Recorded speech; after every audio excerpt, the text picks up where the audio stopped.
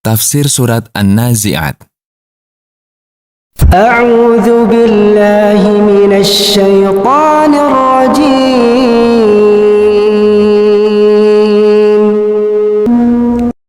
Bismillahirrahmanirrahim. Ayat pertama. Wan nazi'ati gharqa. Allah bersumpah dengan malaikat yang mencabut nyawa orang-orang kafir dengan cara yang keras dan kasar. Ayat kedua. Wan nashitati nashta. Dan Allah bersumpah dengan malaikat yang mencabut nyawa-nyawa orang yang beriman dengan cara yang mudah dan gampang. Ayat ketiga.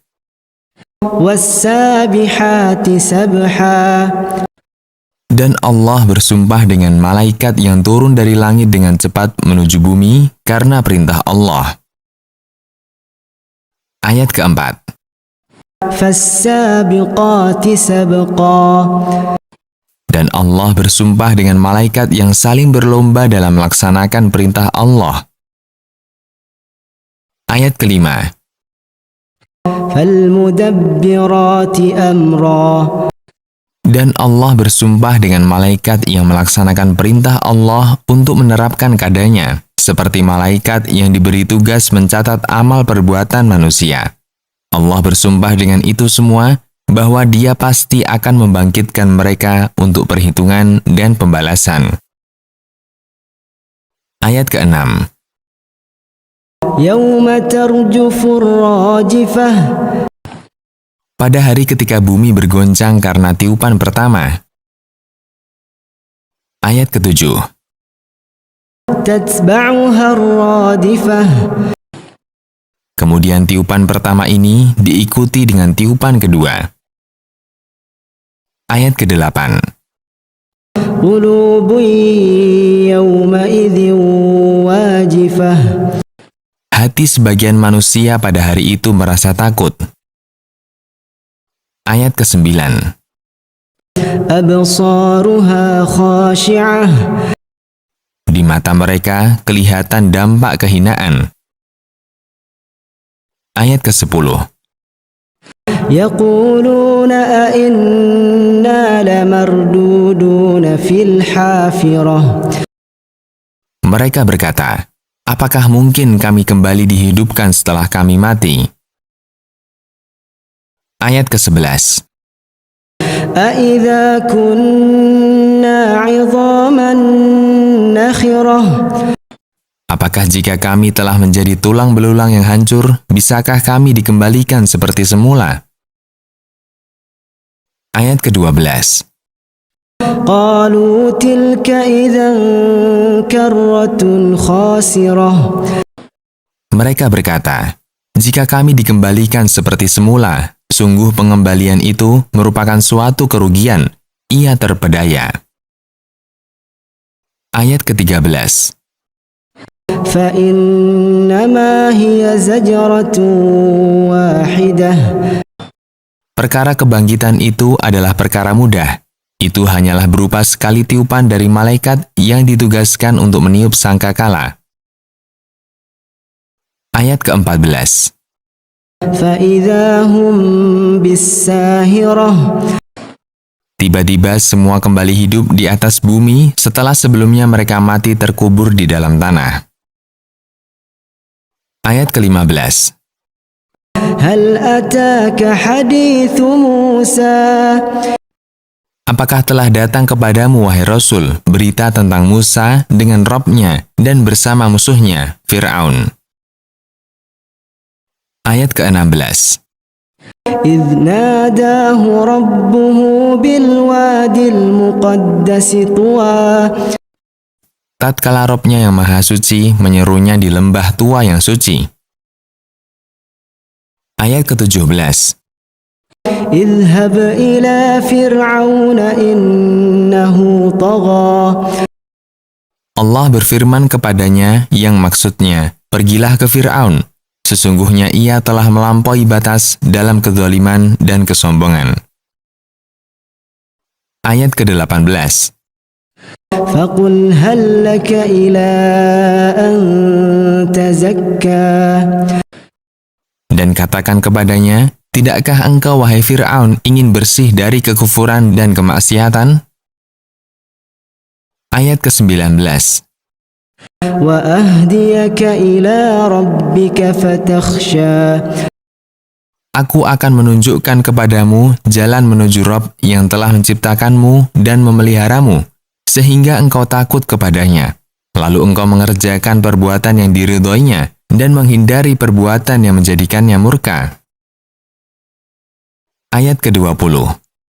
فأراه الآية الكبرى Musa alaihi salam pun memperlihatkan kepadanya mukjizat agung yang menunjukkan bahwa dia adalah utusan dari Rabb-Nya, yaitu tangan dan tongkat. Ayat ke-21. فكذب وعصى Adapun tanggapan yang terjadi dari Fir'aun tidak lain hanyalah pendustaan terhadap mukjizat ini, dan ia mendurhakai apa yang diperintahkan oleh Musa alaihi salam kepadanya. Ayat ke-22. ثم أدبر يسعى Kemudian ia berpaling dari keimanan terhadap apa yang dibawa oleh Musa alaihi salam. Ayat ke-23. فحشر فنادى Justru ia mengumpulkan bala tentaranya untuk mengalahkan Musa alaihi salam. Lalu ia menyeru kaumnya dengan berkata, ayat ke-24. فقال أنا ربكم الأعلى Aku adalah Tuhan kalian yang tertinggi, maka kalian tidak boleh taat kepada selainku. Ayat ke-25. فأخذه الله نكال الآخرة والأولى Maka Allah menyiksanya dengan memberi balasan di dunia berupa tenggelam di lautan, dan memberi balasan di akhirat dengan memasukkannya ke dalam siksa yang paling pedih. Ayat ke-26. إن في ذلك لعبرة لمن يخشى Sesungguhnya di dalam balasan kami terhadap Fir'aun di dunia dan di akhirat itu, terdapat nasihat bagi orang yang takut kepada Allah. Karena orang yang takut kepada Allah lah yang bisa mendapatkan manfaat dari nasihat-nasihat. Ayat ke-27. أأنتم أشد خلقا أم السماء بناها Apakah penciptaan kalian oleh Allah, wahai orang-orang yang mendustakan hari kebangkitan, lebih sulit daripada penciptaan langit yang telah dibangun oleh Allah? Ayat ke-28. رفع سمكها فسواها Allah menjadikannya berada di atas, tinggi, dan menjadikannya sempurna, tidak ada celah maupun aib padanya. Ayat ke-29. وأغطش ليلها وأخرج ضحاها Allah menjadikan malamnya gelap gulita jika mataharinya telah tenggelam, dan menjadikan siangnya terang bercahaya jika matahari telah terbit. Ayat ke-30.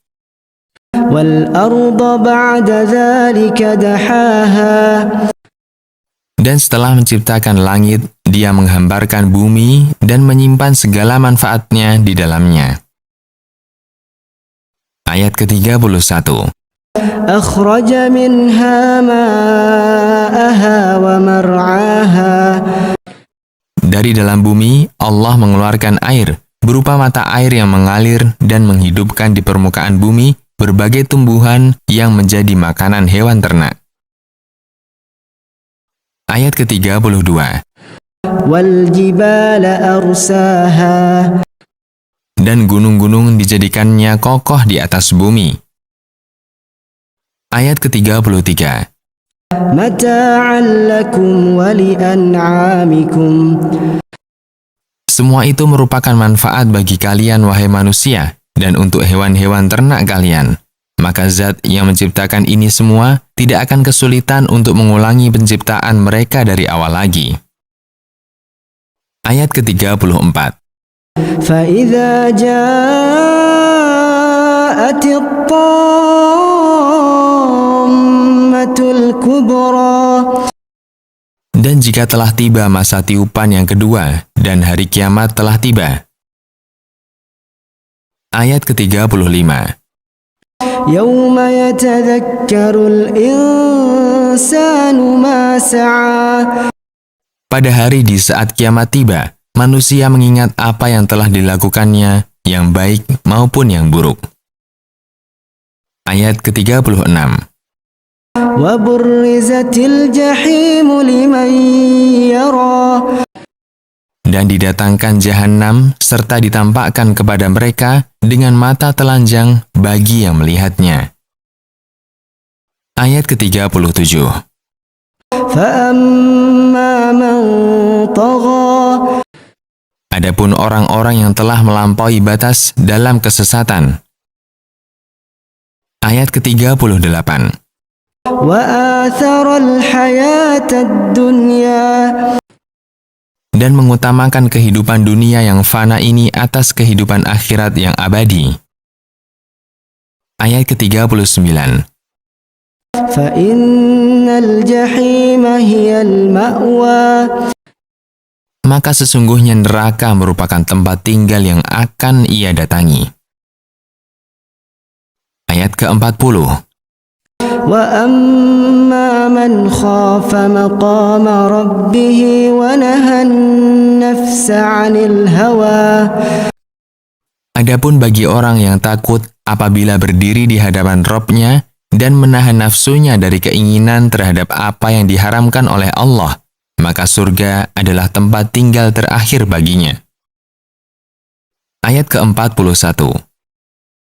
فإن الجنة هي المأوى Adapun bagi orang yang takut apabila berdiri di hadapan Rabb-Nya dan menahan nafsunya dari keinginan terhadap apa yang diharamkan oleh Allah, maka surga adalah tempat tinggal terakhir baginya.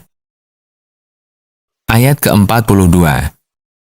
يسألونك عن الساعة أيان مرساها Orang-orang yang mendustakan hari kebangkitan bertanya kepadamu, wahai Rasul, kapan terjadinya kiamat? Ayat ke-43. فيما أنت من ذكراها Engkau tidak mempunyai pengetahuan tentang hal itu, sehingga engkau bisa menyebutkan kepada mereka, itu bukan merupakan tugasmu. Sesungguhnya tugasmu adalah bersiap-siap menghadapi datangnya kiamat. Ayat ke-44. إلى ربك منتهاها Hanya kepada Rabb-Mu semata kembalinya pengetahuan tentang hari kiamat. Ayat ke-45. إنما أنت منذر من يخشاها Sesungguhnya engkau hanyalah pemberi peringatan kepada orang yang takut kepada hari kiamat, karena orang yang takut kepada hari kiamatlah yang bisa mendapat manfaat dari peringatanmu. Ayat ke-46. كأنهم يوم يرونها لم يلبثوا إلا عشية أو ضحاها Pada hari ketika mereka melihat kiamat di depan mata, mereka merasa seakan-akan tidak tinggal di kehidupan dunia mereka, kecuali hanya sebatas sore dari suatu hari atau sepaginya. Jangan lupa subscribe, like, share, comment.